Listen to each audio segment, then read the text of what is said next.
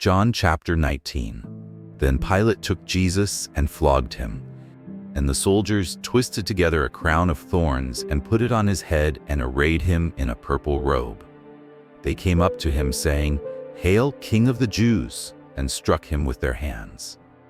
Pilate went out again and said to them, "See, I am bringing him out to you, that you may know that I find no guilt in him." So Jesus came out, wearing the crown of thorns and the purple robe. Pilate said to them, "Behold the man." When the chief priests and the officers saw him, they cried out, "Crucify him! Crucify him!" Pilate said to them, "Take him yourselves and crucify him, for I find no guilt in him." The Jews answered him, "We have a law, and according to that law he ought to die because he has made himself the Son of God." When Pilate heard this statement, he was even more afraid. He entered his headquarters again and said to Jesus, "Where are you from?" But Jesus gave him no answer. So Pilate said to him, "You will not speak to me? Do you not know that I have authority to release you and authority to crucify you?" Jesus answered him, "You would have no authority over me at all, unless it had been given you from above. Therefore he who delivered me over to you has the greater sin." From then on Pilate sought to release him, but the Jews cried out, "If you release this man, you are not Caesar's friend. Everyone who makes himself a king opposes Caesar."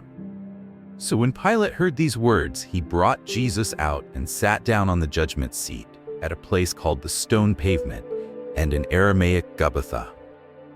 Now it was the day of preparation of the Passover. It was about the 6th hour. He said to the Jews, "Behold your king." They cried out, away with him, crucify him." Pilate said to them, "Shall I crucify your king?" The chief priests answered, "We have no king but Caesar." So he delivered him over to them to be crucified. So they took Jesus, and he went out, bearing his own cross, to the place called the Place of a Skull, which in Aramaic is called Golgotha. There they crucified him, and with him 2 others, one on either side, and Jesus between them. Pilate also wrote an inscription and put it on the cross. It read, "Jesus of Nazareth, the King of the Jews."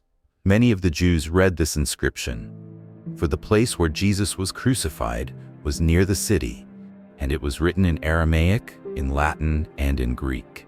So the chief priests of the Jews said to Pilate, "Do not write, 'The King of the Jews,' but rather, 'This man said, I am King of the Jews.'" Pilate answered, "What I have written, I have written." When the soldiers had crucified Jesus, they took his garments and divided them into 4 parts, 1 part for each soldier, also his tunic. But the tunic was seamless, woven in one piece from top to bottom. So they said to one another, "Let us not tear it, but cast lots for it to see whose it shall be." This was to fulfill the scripture which says, "They divided my garments among them, and for my clothing they cast lots." So the soldiers did these things, but standing by the cross of Jesus were his mother and his mother's sister, Mary the wife of Clopas, and Mary Magdalene. When Jesus saw his mother and the disciple whom he loved standing nearby, he said to his mother, "Woman, behold your son." Then he said to the disciple, "Behold your mother." And from that hour the disciple took her to his own home. After this, Jesus, knowing that all was now finished, said, to fulfill the scripture, "I thirst." A jar full of sour wine stood there, so they put a sponge full of the sour wine on a hyssop branch and held it to his mouth. When Jesus had received the sour wine, he said, "It is finished?"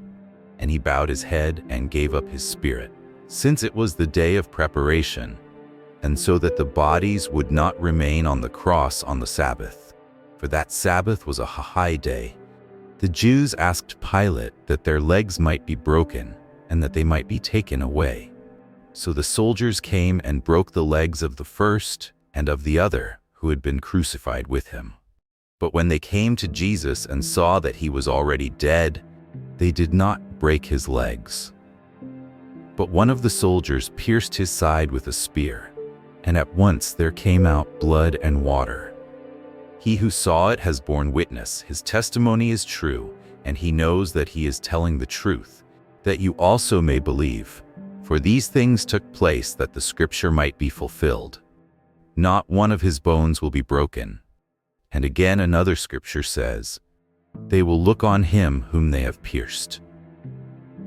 After these things, Joseph of Arimathea, who was a disciple of Jesus, but secretly for fear of the Jews, asked Pilate that he might take away the body of Jesus. And Pilate gave him permission. So he came and took away his body. Nicodemus also, who earlier had come to Jesus by night, came bringing a mixture of myrrh and aloes, about 75 pounds in weight. So they took the body of Jesus and bound it in linen cloths with the spices, as is the burial custom of the Jews. Now in the place where he was crucified there was a garden, and in the garden a new tomb, in which no one had yet been laid. So because of the Jewish day of preparation, since the tomb was close at hand, they laid Jesus there.